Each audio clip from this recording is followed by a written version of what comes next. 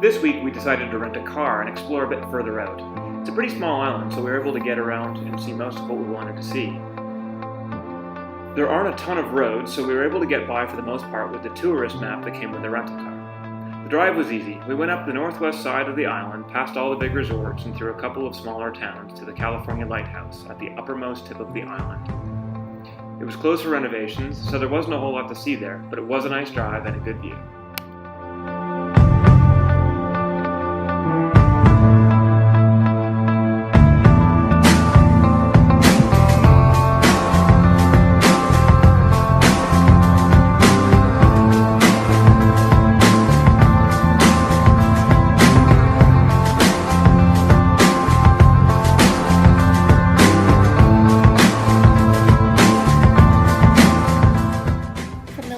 We drove back down the coast to Boca Catalina, which is apparently one of the better snorkeling spots.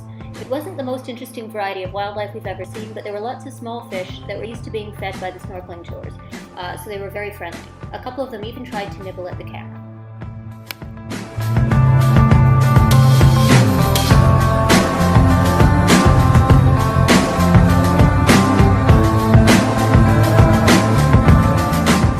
This restaurant was about a 5-minute walk from our condo. The outdoor seating was beautiful and, like everywhere here, basically bug-free. The whole thing was a bit overly formal but well executed. The food was hit and miss. Our apps were mushrooms in a cream sauce and calamari with curried coconut dip. The mushrooms were good, but the calamari was not great.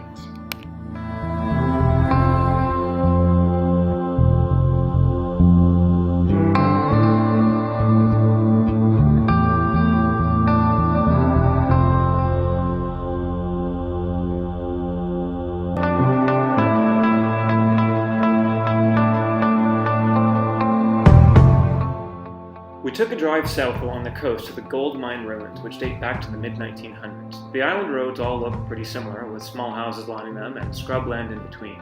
But there are enormous clumps of cactuses everywhere, and the view, when it finally flattens out to the ocean, is incredible.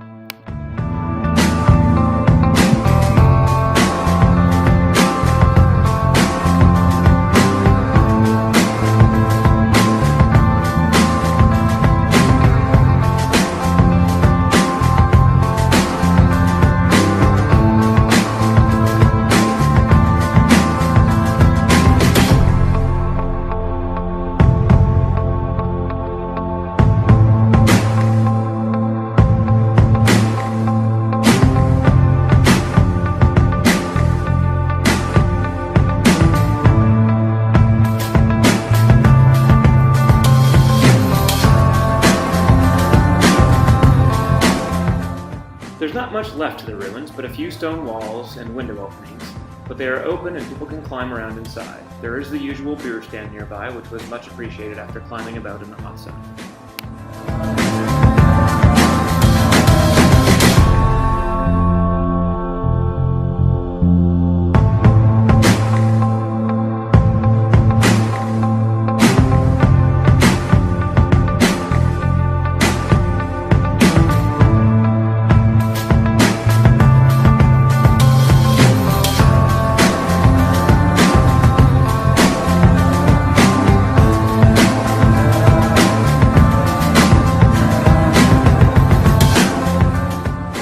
Nearby is completely covered in stacks of stones that visitors have constructed for the purposes of making wishes or for just good luck. The effect is striking, and building them is fun, if you can find some stones to build with.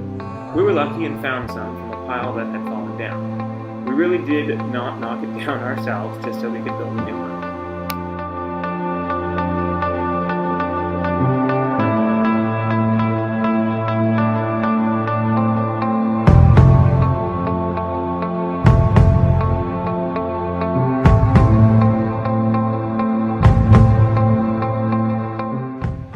Our next stop was the Natural Bridge, which was formed from coral limestone. Parts of it have collapsed and been rebuilt, and there are also some parts on the verge of collapse.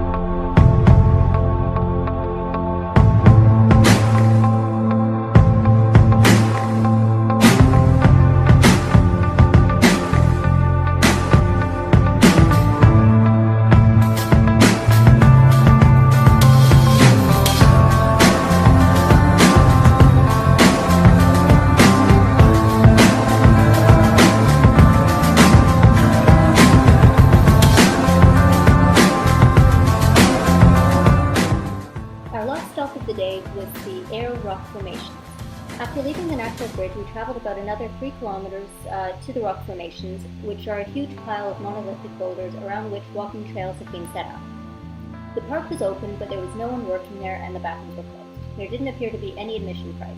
On some of the rocks and in the caves, there are petroglyphs painted by the Arawak people who were the first settlers of the island. It's a pretty easy climb, and there are steps where needed, so it was no problem for me to walk the whole thing in my flip-flops.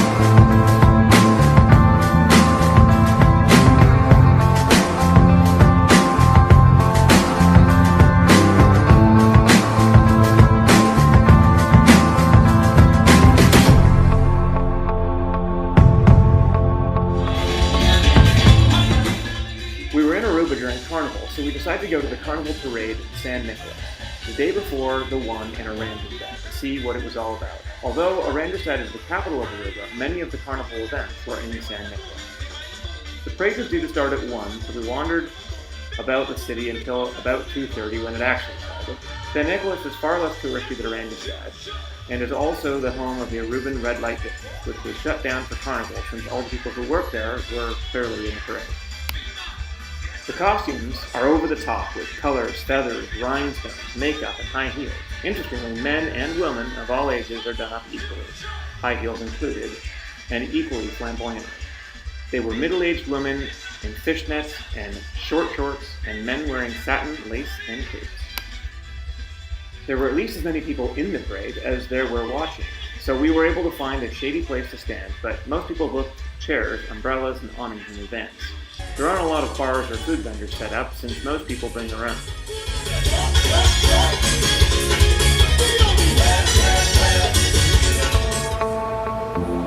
Friday night, we planned on a nice dinner and then to hit the casinos. The place we booked looked horrible, so we ditched it and found Asia. We sat outside on the terrace, which was lovely. It was a nice atmosphere and some of the best food we've had here. The Ritz was also generous, so all in all, a nice end to a great week.